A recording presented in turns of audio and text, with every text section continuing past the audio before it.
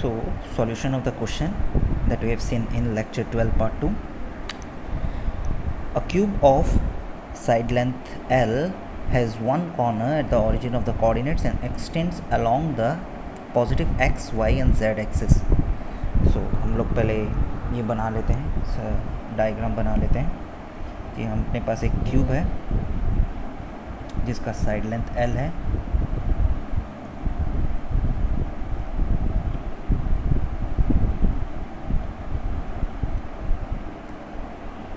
Just a minute.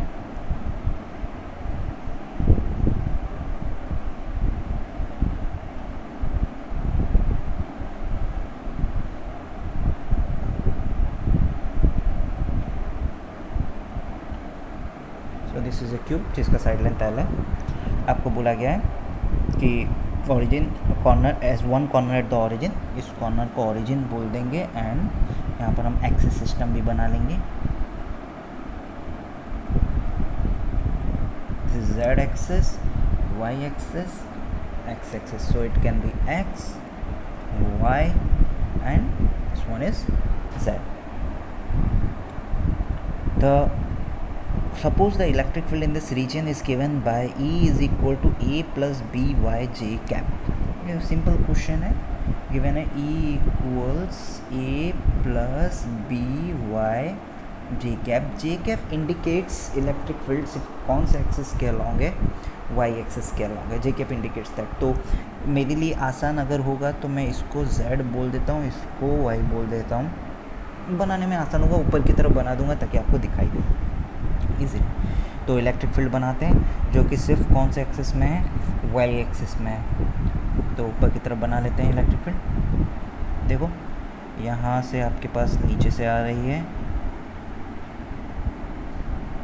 इसको intersect करते हुए यहाँ नीचे से आ रही है, इंटरसेक्ट करते हुए यहाँ से ऊपर की तरफ जा रही है. This is the direction of electric field but is variable along Y axis, right.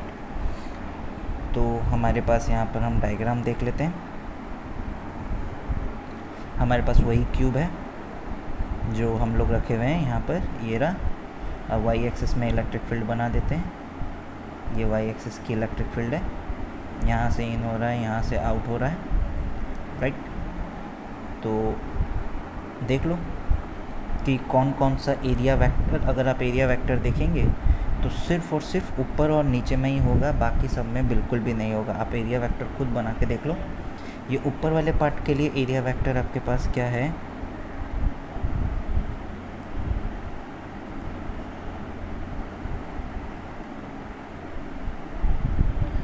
ऊपर वाले पार्ट के लिए देख लो एरिया वेक्टर का डायरेक्शन बना लेते हैं. This is the direction of area vector. ये ऊपर वाले पार्ट के लिए, और आप देख सकते हैं angle between them is 0 degree. Area vector का डायरेक्शन और इसके बीच का एंगल आपके पास 0 डिग्री लग रहा है, राइट. सिमिलरली अगर आप नीचे वाले पार्ट के लिए देखना चाहते हैं, उनके बीच का एंगल आपको 180 डिग्री दिखाई देगा. नीचे वाले पार्ट का, नीचे वाले पार्ट के लिए आपके पास एंगल 180 डिग्री दिखाई देगा.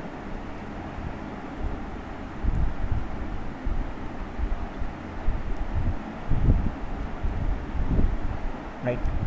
नाउ साइड वाले पार्ट के लिए देखेंगे. अभी ये ऊपर और नीचे वाले पार्ट के लिए आपके पास इलेक्ट्रिक फील्ड के साथ एंगल 0 एंड 180 डिग्री है. अब कोई भी साइड वाला पार्ट देख लो, ये वाला साइड वाला पार्ट देख लो, ये एंगल आपको 90 डिग्री दिखाई देगा. और या ये वाला साइड वाला पार्ट देख लो,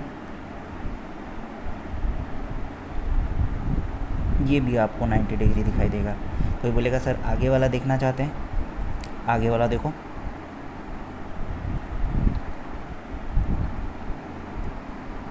आगे वाला भी आपको 90 डिग्री दिखाई देगा. और पीछे वाला देखोगे वो भी आपको इससे 90 डिग्री दिखाई देगा.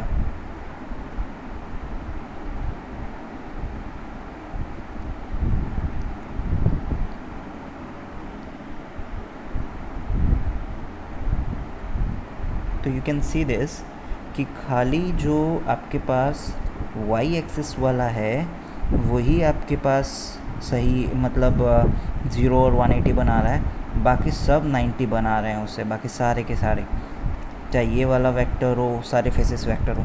तो आपको ये बात समझ में आ जाएगा अगर मैं यहाँ पर डायरेक्ट लिखूँ इस केस में, ये वाले केस में डायरेक्ट लिखूँ मैं कि ये face A B C D E F G H, right. ये सॉल्यूशन ऑफ एग्जाम्पल 2.3 है ना। अब अगर मैं ये फेसेस के बारे में लिखूं तो flux at face A B C D equals flux at face E F G H equals flux at face A E C H equals flux at face B F D G equals 0। चारों faces में flux आपके पास 0 रहेगा since area vector is perpendicular to field vector, right. तो जो आपके पास दो सरफेस बचा A B E F and C D G H, दो सरफेस बचा, तो वहाँ पर फ्लक्स आप E vector dot A vector से निकालेंगे। आप बोलेंगे sir E vector is given by A plus B Y into J. ये तो अच्छी बात है बिकॉज फील्ड वेक्टर आपके पास जिस सरफेस पे फ्लक्स आ रहा है इलेक्ट्रिक फील्ड कांस्टेंट है, क्योंकि field is variable with Y coordinate only. Y coordinate के ऊपर फील्ड डिपेंड कर रहा है। और आप देख सकते हैं एट दिस सरफेस, जो आपके पास ये वाला सरफेस है, ये ऊपर वाला सरफेस है, ये वाला सरफेस, इस वाले सरफेस पे वाई कोऑर्डिनेट कांस्टेंट है। ये वाले सरफेस पे, ये वाले सरफेस पे वाई कोऑर्डिनेट कांस्टेंट है। यू कैन सी दैट कि यहाँ पर सिर्फ कौन से कोऑर्डिनेट वेरी करेंगे, एक्स और जेड कोऑर्डिनेट वेरी करेंगे, बाकी वाई कोऑर्डिनेट कांस्टेंट अगर आप ऊपर से देखें तो ये सिर्फ एक्स और जेड में वेरी करेंगे। वाई कोऑर्डिनेट इधर हर पॉइंट पे कांस्टेंट है इस वाले सरफेस से। सिमिलरली ये जो नीचे वाला सरफेस है यहाँ पर तो वाई कोऑर्डिनेट 0 है। ये नीचे वाला सरफेस, बेस वाला सरफेस, यहाँ पर तो वाई कोऑर्डिनेट आपके पास 0 है। तो सिमिलर, तो हम लोग ये वाला पार्ट इसमें लिखते हैं at A B E F Y coordinate of every point is L and at जो बॉटम वाला नेमिंग लिया है हमने CDGH, Y coordinate at every point equal 0। तो यहाँ पर जो हम लोग बोलेंगे therefore electric field at C D G H equals E1 vector equals A plus B into 0 mod equals A, and electric field vector at A B E F equals E2 vector mod equals A plus B into L, that is A plus BL। या done. अब area देख लेते हैं।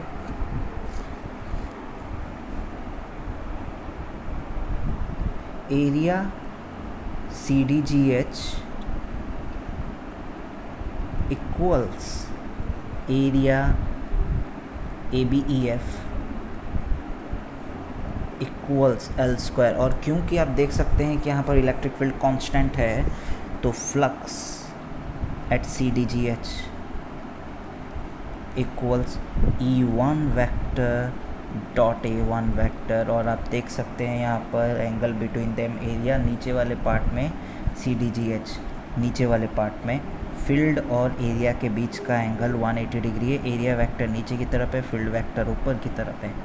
सो in this case मैं पहला वाला लिखूँगा a into L square into cos 180 that is minus A L square. Similarly flux ABEF equals E2 vector dot E2 vector, और आप जानते हैं इनके बीच का एंगल 0 डिग्री है। देखो ऊपर वाला पार्ट ऊपर जा रहा है, फील्ड का वैल्यू भी ऊपर है, एरिया के वेक्टर भी ऊपर है ना। वैल्यू कितनी आ गई आपके पास, A plus B L into L square cos 180 that is AL square plus BL cube। ना अगर मैं आपको टोटल फ्लक्स पूछूं सभी सरफेस से, तो सभी सरफेस में से सिर्फ 2 ही सरफेस का आएगा, बाकी सबका 0 आ जाएगा, इसलिए मैं डायरेक्ट लिख रहा हूँ। सभी का लिखना था flux due to ABEF plus flux due to CDGH, ये तो 2 सरफेस हैं। बाकी flux due to ABCD plus flux due to EFGH plus flux due to, और 2 सरफेस अपने पास है BFDG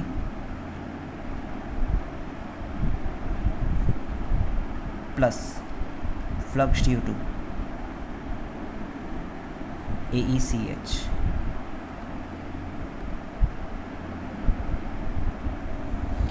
सो आपको पता है इनकी वजह से फ्लक्स 0 है, बचा इन दोनों की वजह से, ABEF की वजह से अभी निकाला AL square plus BL cube, और उसकी वजह से माइनस AL स्क्वायर, तो नेट आ गया BL क्यूब। राइट, तो आपको पूछा है charge enclosed it using Gauss law. आपके पास वो क्लोज सरफेस है तो यूज़ कर सकते हैं using Gauss law.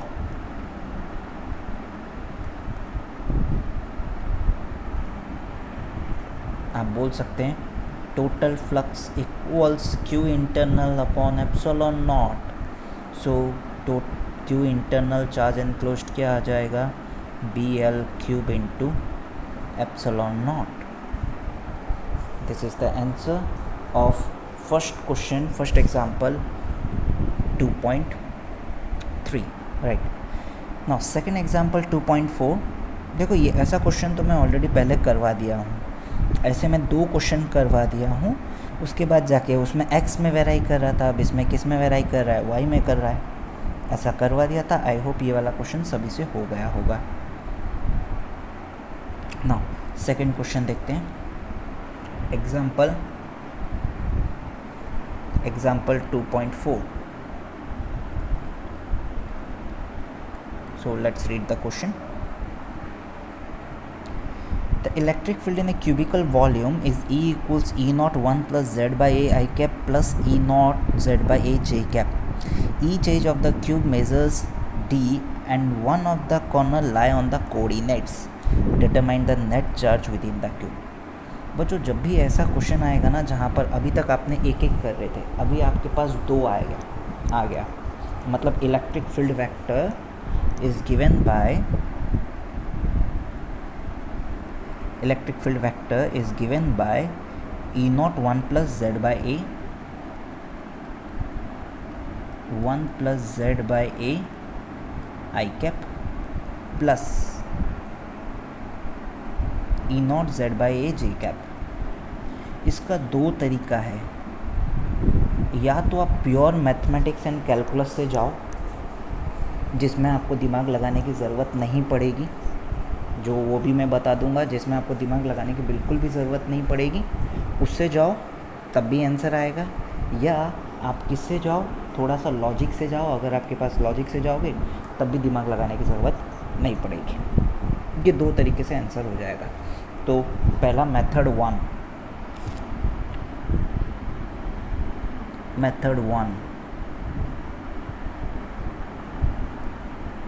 By using calculus।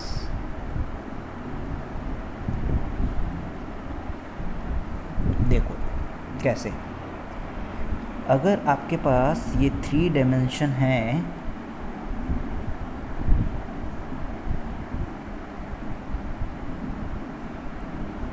x, y and z, and इधर हम लोग क्या कर रहे हैं, एक क्यूब बना रहे हैं।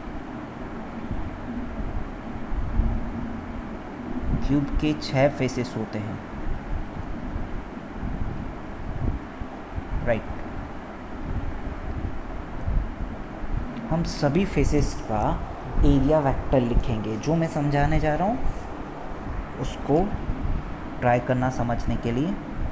P Q R S T U V W,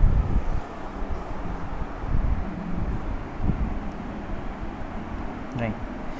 तो P Q R S, यहाँ पर अगर इसमें एक एलिमेंट लें, मतलब ये वाला पार्ट है, आप बोलेंगे सर यहाँ पर एक छोटा सा एलिमेंट उठाते हैं। अगर इधर यही पी क्यू आर एस में मैं यहाँ पर क्या करता हूँ, एक छोटा सा एलिमेंट उठाता हूँ, तो आप देखो ये एलिमेंट कौन से प्लेन में लाई कर रहा है, एक्स और जेड प्लेन में लाई कर रहा है। अगर पी क्यू आर एस ऊपर वाले पार्ट से मैं अगर कुछ उठाता हूँ, आप यहाँ पर देखो, अगर ऊपर वाले पार्ट से मैं उठाता हूँ वो कौन से प्लेन में लाई करेगा, एक्स और जेड प्लेन में ही लाई करेगा। ऊपर वाले पार्ट से कुछ भी उठाओ, एक्स और जेड प्लेन में ही लाई करेगा, और कोई प्लेन में लाई तो नहीं करेगा, राइट। तो यही चीज़ मैं आपको इसमें बता रहा हूँ कि एक्स जेड में लाई करेगा। तो ये वाली लेंथ, अगर मैं एक छोटा सा एलिमेंट उठा रहा हूँ और ये एक्स है, तो ये वाली लेंथ आपके पास क्या है, डी एक्स, और ये वाली लेंथ आपके पास क्या है, डी जेड। तो ये जो छोटा सा एरिया डी ए है, ये डी ए की value P Q R S के लिए, जो area vector for P Q R S, तो डी ए वेक्टर लिखने जा रहा हूँ for P Q R S. इसकी वैल्यू आपके पास हो गया D X D Z, direction देख लो वाई एक्सिस पे है जे कैप, ख़त्म हो गया। अब फ्लक्स का फॉर्मूला होता है ई वेक्टर, अगर वेरिएबल है तो ई vector dot D A vector, ऐसा होता है। अब आपके पास सरफेस है और D X D Z double integration करेंगे, ई वेक्टर आपके पास गिवन है, देखो डबल इंटीग्रेशन भी सिखा देंगे। E not 1 plus Z by A I cap dot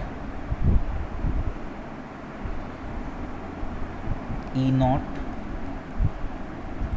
Z by A plus J cap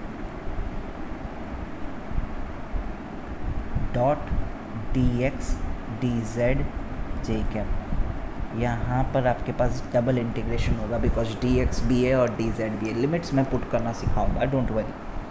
तो सबसे पहले आपने क्या किया, इंटीग्रेट किया, यहाँ पर डॉट प्रोडक्ट निकाला, जे कैप है, यहाँ पर आई कैप है। आई होप डॉट प्रोडक्ट आपको पता हो।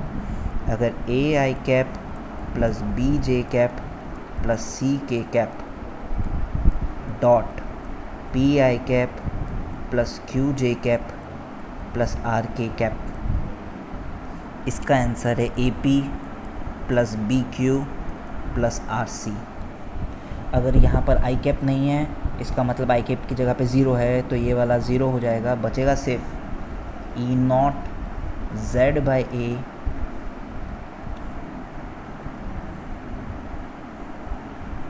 D X D Z. कोई कैप नहीं रहेगा, स्केलर प्रोडक्ट है, राइट।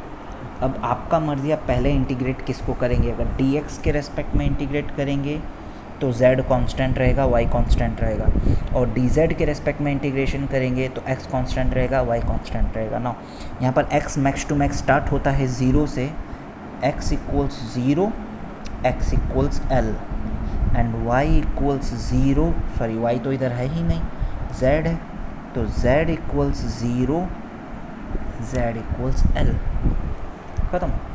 तो आप यहाँ पर क्या लिखेंगे, ई नॉट जेड बाई ए लिखा हुआ है, तो ई नॉट जेड बाई ए में सबसे पहले डी एक्स के साथ इंटीग्रेट करेंगे, क्योंकि आपने पहले एक्स की लिमिट डाली है, तो एक्स के तो जेड ये तो आपके पास टोटल कांस्टेंट हो जाएगा फॉर डी एक्स। ये वाला आपके पास दिस विल बी वाइल, यहाँ पर एक इम्पॉर्टेंट पार्ट लेता हूँ, वाइल इंटीग्रेटिंग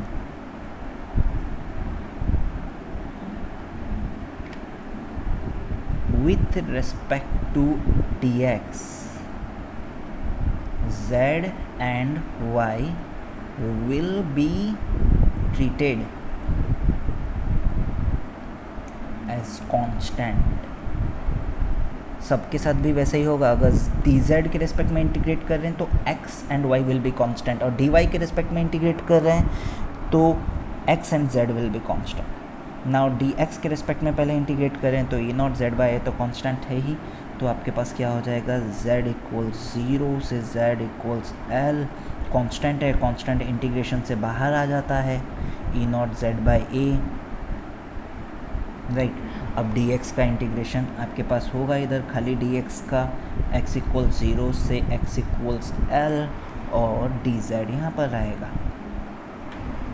आई होप समझ में आ रहा हो। तो सबसे पहले dx का इंटीग्रेशन की वैल्यू x आ जाती है, लेट्स सी, z इक्वल्स 0 से z equals l, E not z by A, value क्या आ जाएगी इसकी, तो l ही आ जाएगी, सो x आ जाएगा, dx का इंटीग्रेशन x होता है, होप पता हो, 0 से l, और यहाँ पर बचता है dz बचता है।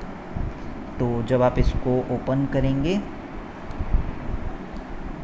z not equal 0, z not equals l, अब हम z को इंटीग्रेट करेंगे। अब आपके पास z यहाँ पर वेरिएबल के जैसे ट्रीट होगा, और total E not L by a constant है वो बाहर आ जाएगा, अंदर में क्या रहेगा, z इक्वल 0 से z equals l, z D Z. तो आपके पास वैल्यू क्या आ गई है यहाँ पर, E not L by A Z square by 2, 0 से l, so you will get E not L cube by 2a। Now this is only the flux due to from this P Q R S. इस सिर्फ P Q R S के लिए flux है और किसी के लिए नहीं है, राइट। आप बाकी सरफेसेस के लिए भी फ्लक्स निकाल सकते हैं, ये सिर्फ पी क्यू आर एस का फ्लक्स है। तो यहाँ पर मैं कंक्लूड कर सकता हूँ, flux due to P Q R S equals this from surface P Q R S, value ये आ रही है। यहाँ पर कैलकुलस यूज़ किया हूँ, यहाँ पर कोई डायरेक्शन नहीं, कोई एंगल नहीं, आई कैप जे कैप लेकर यूज़ किया हूँ, राइट। यहाँ पर एलिमेंट लिया, पी क्यू आर एस कौन से रीजन में लाई कर रहा है, एक्जेक्ट प्लेन में, P Q R S is exact plane, so D A is D X D Z. Similarly अगर पी क्यू आर एस के बाद कोई बोलेगा सर आप एस आर वी डब्ल्यू का भी एक बता दीजिए, वो भी बता देंगे ना। एस आर वी डब्ल्यू में जब मैं एक एलिमेंट लूँगा, यहाँ पर एक एलिमेंट चूज़ करूँगा एस आर वी डब्ल्यू में, देखो एस आर वी डब्ल्यू का एक एलिमेंट चूज़ किया, तो यहाँ पर ये चीज़ देखो, ये कौन से प्लेन में लाई कर रहा है, ये बेसिकली वाई जेड प्लेन में लाई कर रहा है। तो इसका एरिया अगर मैं लिखूँगा, एक छोटा सा एलिमेंट चूज़ कर रहा हूँ, तो ये आपके पास डी वाई है, सॉरी ये डी जेड है, और ये आपके पास क्या है, डी वाई है। तो अगर मैं इधर ये जो एरिया वेक्टर इसका चूज़ करूँगा, अब वेक्टर लिखने का भी तरीका होता है। यहाँ पर अगर मैं एरिया वेक्टर इसके लिए चूज़ करूँगा, ये वाले पार्ट का, इस वाले पार्ट का एरिया वेक्टर चूज़ करूँगा, so D A vector of किसका, सरफेस का नाम है S R V W, S R V W, इसकी वैल्यू क्या होगी, डी वाई डी जेड। देखो D Y D Z direction होगा आई क्या, सिंपल है। तो वापस से अब आपके पास फ्लक्स का फॉर्मूला क्या होता है, flux equals E vector dot D A vector, integrate करेंगे, वैल्यू सारा डालेंगे, there will be double integration, right. Formula वही रहेगा, E not 1 plus Z by A I cap plus E not Z by A J cap dot D Y D Z I cap. अब J cap वाला तो part है ही नहीं, J cap वाला part zero है, तो सिर्फ I cap dot I cap 1 होगा, बिकॉज यहाँ पर तो ज़ीरो के जे कैप है, तो यहाँ पर वैल्यू क्या होगी, डॉट प्रोडक्ट अगर आपको पता है, E not 1 plus Z by A D Y D Z. Integrate करेंगे कहाँ से कहाँ तक, 0 से L, y भी 0 से L में वेराई कर रहा है एंड z भी वेराई कर रहा है 0 से L तक। एग्जैक्टली जैसा वो वाला इंटीग्रेशन किया था यहाँ पर वही करेंगे। dy के रेस्पेक्ट में ये y इक्वल 0 टू L है, ये z है, यहाँ पर आप बोलेंगे y इक्वल 0 से y equals L and z equal 0 से z इक्वल्स L। ना जैसे उसमें बोले थे इसमें वैसे ही कंटिन्यू करेंगे। यहाँ पर देखो dy है, मतलब z उसके लिए कांस्टेंट है, means this total value is constant. तो इंटीग्रेशन इसमें जो करूँगा मैं, इंटीग्रेटिंग 0 से L ई नॉट 1 प्लस ये हो गया z इक्वल 0 से z equals L, 1 plus Z by A बाहर ले लेते हैं और यहाँ पर जो y वाला पार्ट है खाली dy, बाकी dz तो बाहर ही रहेगा और dy is varying from 0 to L। अब dy कुछ नहीं है उसके साथ, so you will be getting dy का y डायरेक्ट लिख रहा हूँ, समझ जाना। E not 1 plus Z by A बोल रहा हूँ, dy का इंटीग्रेशन होगा y, लिमिट 0 से L है तो इधर L आ जाएगा, इंटीग्रेशन z इक्वल्स 0 से z इक्वल्स L dz। अब आपको बस इसका इंटीग्रेशन करना है, तो ई नॉट और L कांस्टेंट है वो बाहर आएगा, integrating 1 plus Z by A D Z 0 से L। देख लो इंटीग्रेशन कर लेता हूँ, इसकी वैल्यू होगी आपके पास z plus Z square by 2a 0 से L। फार्मूला a की यूज़ हो रहा है हमारे पास इंटीग्रेशन का हर जगह पे, x to the power n dx equals x to the power n plus 1 by n plus 1। I hope ये फार्मूला सभी को पता है। तो वैल्यू देख लो, आगे में वैल्यू लिमिट पुट करेंगे, 0 पे तो 0 है, E nought L plus L square by 2a, right. यहाँ पर साइड लेंथ क्या दिया गया है देख लेते हैं, साइड लेंथ d दिया गया है, मैं L ले रहा हूँ, राइट। साइड लेंथ d दिया गया है, मैं L ले रहा हूँ, इसमें कोई इशू नहीं होना चाहिए, ठीक है। तो आपके पास इसका भी फील्ड आ गया। सिमिलरली आप फ्लक्स किसका निकाल सकते हैं, ये साइड वाला रीजन ले लिया, राइट। और इंटरेस्टिंग पार्ट देखो, अगर मैं आगे वाला रीजन लेता हूँ, ये आगे वाला रीजन फ्लक्स थ्रो PSTV, मतलब एरिया ये वाला लूँगा, राइट। तो यहाँ x और y देख लो, सॉरी यहाँ एरिया का ये देखो, ये हो गया आपके पास dx, ये हाइट क्या हो गया dy। तो जब हम इसका एरिया वेक्टर लिखेंगे, इसके लिए आगे सॉल्व करने जाएंगे, इसका नाम आपके पास क्या है PSTV, dA vector PSTV equals dx dy k cap. I hope आपको डायरेक्शन समझ में आ रहा हो जो मैं x i j k बोल रहा हूँ। तो इधर फ्लक्स जब लिखेंगे, integration of E vector dot D A vector, देखो फ्लक्स 0 हो जाएगा, बिकॉज यहाँ पर ई की वैल्यू है 1 plus Z by A I cap plus E not Z by A J cap D X D Y dot K cap. क्योंकि यहाँ के कैप है, इधर आई कैप और जे कैप है, दैट 0 हो जाएगा। इसमें कोई कैलकुलेशन का रिक्वायरमेंट नहीं है। तो सिमिलरली मैं यहाँ पर क्या कर सकता हूँ, दूसरा जो पीछे वाला पार्ट है इसकी वजह से QRUV, उसकी वजह से भी 0 हो जाएगा, बिकॉज आप यहाँ पर पीछे वाला जस्ट ऑपोजिट पार्ट लेंगे, DA वेक्टर, ये पीछे वाला पार्ट देखो, उसके पीछे वाला पार्ट QRUV, ये पीछे वाला पार्ट, अगर आप इधर एरिया वेक्टर लेंगे सेम ही तरीके से आएगा, DX DY आएगा, बट पीछे की तरफ आएगा माइनस के कैप, उसका डायरेक्शन है। सो यहाँ पर अगर मैं लिखूँगा एरिया QURV, वैल्यू देखो उसी तरीके से आएगी DX DY बट माइनस के कैप, तो हो जाएगा माइनस DX DY के कैप, ख़त्म।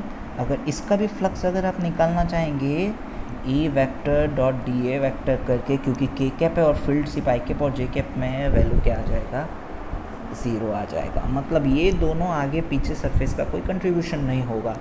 अच्छा, अब यहाँ पर SRVW देख लिए, इसके ऑपोजिट वाला फेस क्या है, PQUT। यहाँ पर DZ DY था, इधर भी DZ DY ही रहेगा, बट क्योंकि यहाँ आई कैप में आया था, यहाँ पर SRVW में आई कैप में था, PQUT में क्या होगा, माइनस आई कैप, देख लो। तो यहाँ पर अगर मैं लिखूँगा DA vector of PQUT, that will be DY DZ minus I cap, that will be minus DY DZ I cap, ख़त्म। और लास्ट आपके पास जो नीचे है UTVW, एग्जैक्ट प्लेन में, उसके लिए क्या आएगा, नीचे की तरफ आएगा। तो यहाँ पर भी आप लिख सकते हैं जो DA वेक्टर ऑफ, नेमिंग कर देते हैं, इसका नेम क्या है, UTVW equals DX DZ J cap, और वो भी माइनस वाला, that is minus DX DZ J cap, right. इसको भी उसी तरीके से आप डॉट प्रोडक्ट करके निकाल लीजिएगा, you will get the answer, total flux आपको मिल जाएगा। इसका भी डॉट प्रोडक्ट कर लीजिएगा, इसमें भी डॉट प्रोडक्ट उसी तरीके से कर लीजिएगा, माइनस वाला पार्ट उसके लिए आ जाएगा, उसके लिए प्लस वाला पार्ट आ जाएगा। आप टोटल डॉट प्रोडक्ट कर लेंगे, आपको उस हिसाब से आंसर मिल जाएगा, राइट। ये हो गया मेथड 1, जिसमें हम लोग कैलकुलस यूज़ किए। नाउ मेथड 2 में कैलकुलस यूज़ करने की ज़रूरत नहीं पड़ेगी। मेथड 1 में हम लोगों ने कैलकुलस यूज़ किया, मेथड 2 में आपको कैलकुलस यूज़ करने की इतनी ज़रूरत नहीं पड़ेगी। हम लोग क्या करते हैं, x का काम x में करेंगे, y का काम y में करेंगे। नाउ मेथड 2 क्या बोलता है आपके पास,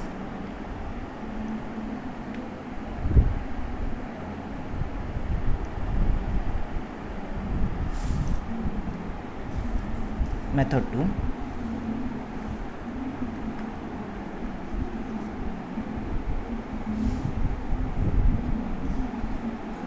2 सिंपल बात बोलता है कि आपके पास जब ये इस तरीके से फील्ड है जो अलग अलग डायरेक्शन में है, split it into the components.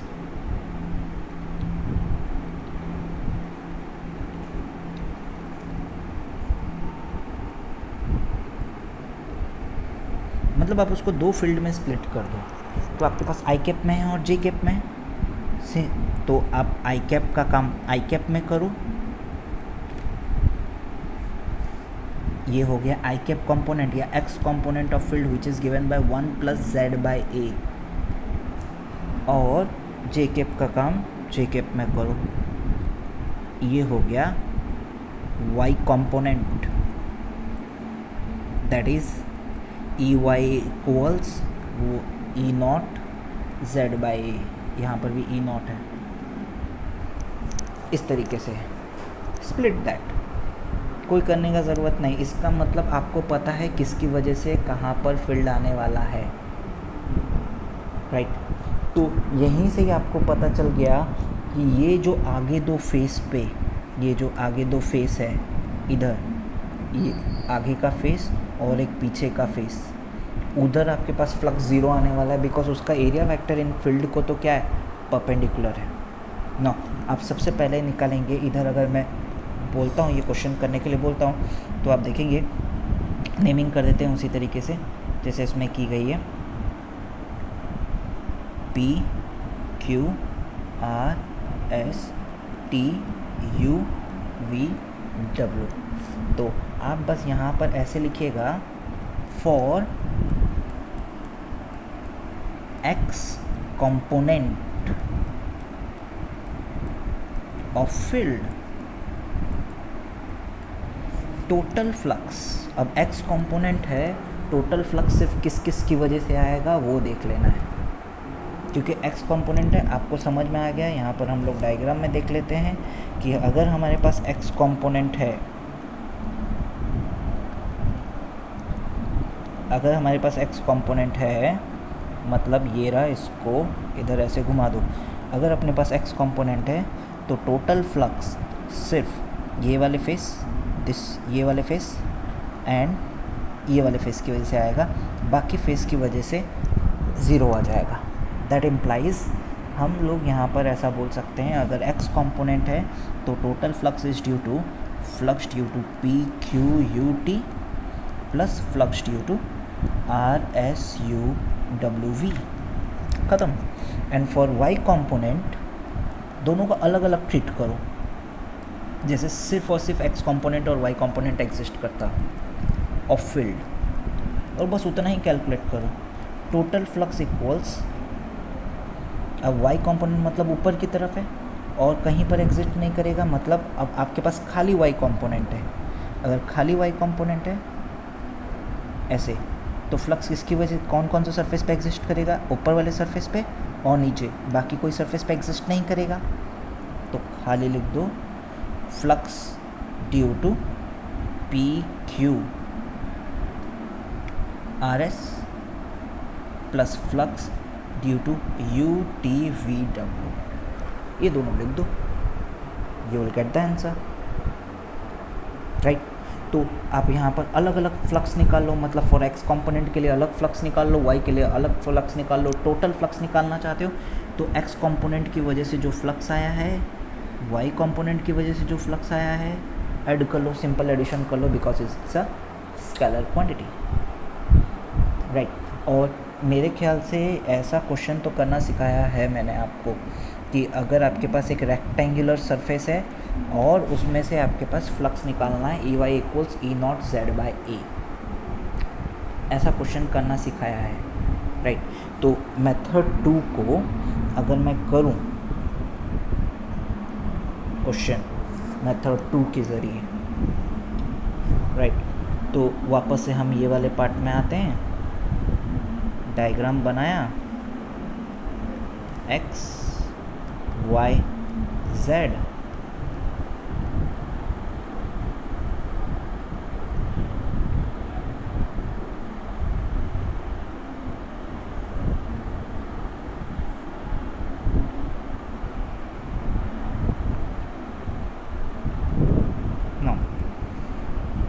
Naming की P Q R S T U V W, ठीक है।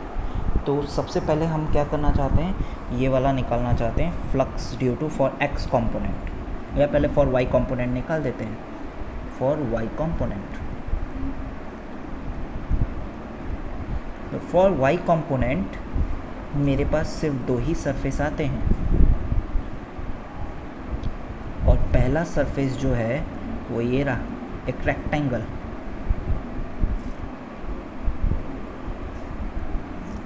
जो कि ये रहा।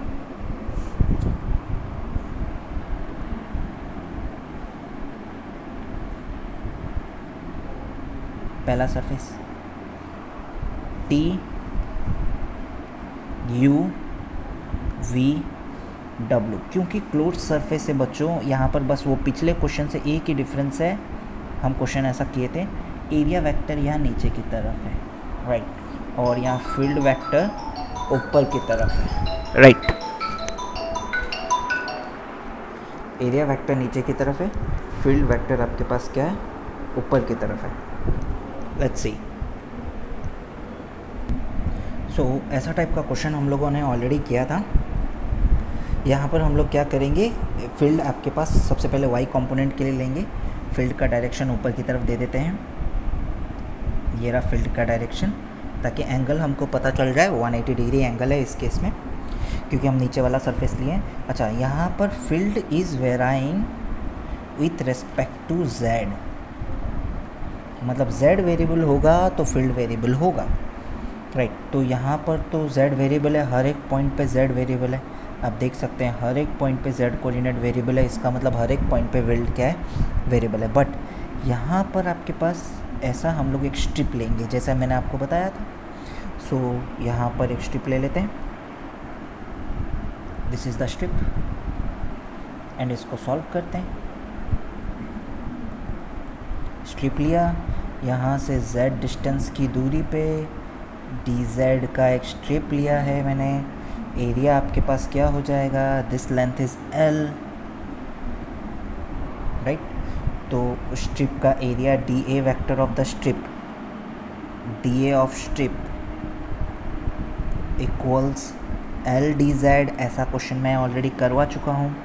तो इलेक्ट्रिक फ्लक्स यहाँ पर क्या होगा, नेगेटिव आएगा, E not Z by A, L dz cos 180, so you can see that answer will be minus E naught Z by A L dz integration from Z की वैल्यू कहाँ कहाँ से वेराई कर रही है, लेंथ भी 0 से L है।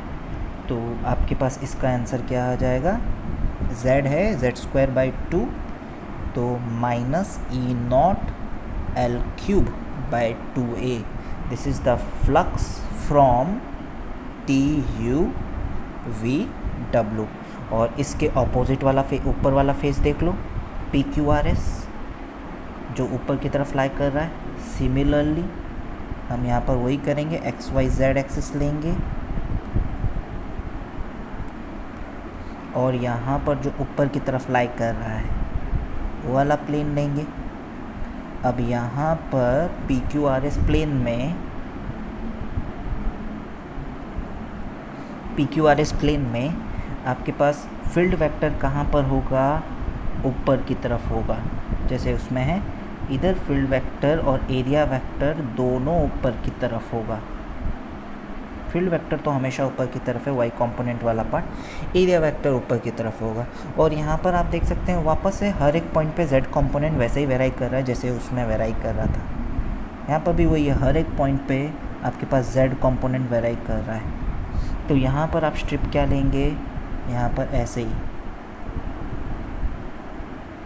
ये वाला पार्ट लेंगे, जेड डिस्टेंस की दूरी पे जो वेराई कर रहा है उसी लेंथ की स्ट्रिप लेते हैं हम लोग, dz। और यहाँ पर एरिया वेक्टर आपके पास क्या आएगा, एरिया की वैल्यू क्या आएगी, वही सेम L dz, और फाई इलेक्ट्रिक फील्ड यहाँ पर वही आएगी, फॉर्मूला है E not Z by A L dz cos 0, ये इंटीग्रेशन 0 से L तक का।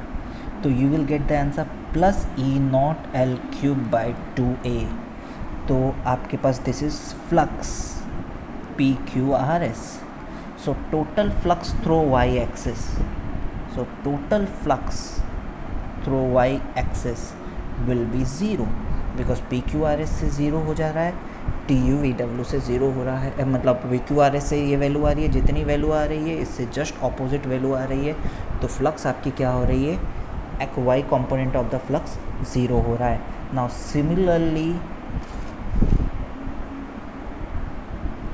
similarly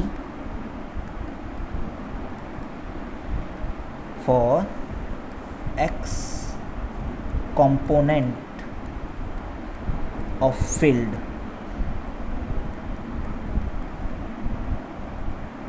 for x component of field, तो आपके पास इस तरीके का सरफेस होगा और एक्स कंपोनेंट के लिए सिर्फ और सिर्फ P Q U T and R S V W we, यहाँ पर आप इस तरीके से लेंगे। देख लो पहला वाला सरफेस ये रहा जिससे आप निकालना चाहते हैं, राइट। यहाँ पर this naming is P Q U T. यहाँ पर आप स्ट्रिप लेंगे, वैसे ही स्ट्रिप लेंगे z डिस्टेंस की दूरी पे, यहाँ से z डिस्टेंस की दूरी पे एक स्ट्रिप लेंगे ऐसी dz, राइट। तो आप यहाँ पर देख लो कि यहाँ पर जब आप फ्लक्स निकालना चाहेंगे, फील्ड एक्स कंपोनेंट की वजह से निकालना चाहेंगे, बिकॉज अब यहाँ पर फील्ड ऐसे है ई डायरेक्शन में, ये है फील्ड वेक्टर एक्स कंपोनेंट का और एरिया वेक्टर इसका पीछे की तरफ रहेगा, क्यूब है तो 180 डिग्री है।